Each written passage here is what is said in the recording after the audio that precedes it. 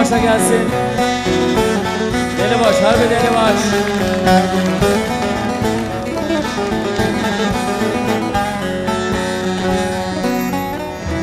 Bir mendil aldım nereden, ömür geçmez yar buradan. Bin bir derdim var yaradan. Güzel seni çok özledim. 3 ay oldu yol gözlerim. Hakikatidir bu sözlerim.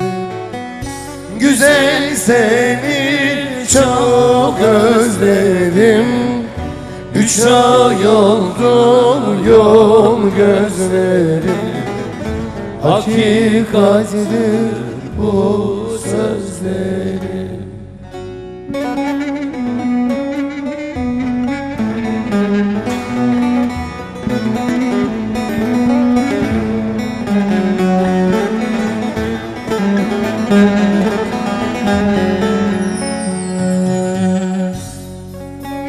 Deli gönül hangi dala konarsın, elem elem konarsın.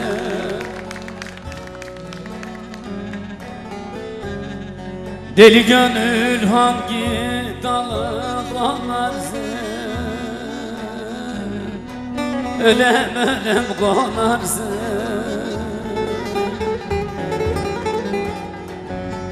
Senin tutunacak dalın mı vardı?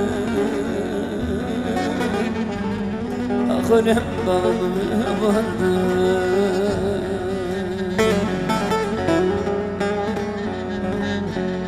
Eller seni yalan ile kandırır, İbo kandırır, kandırır.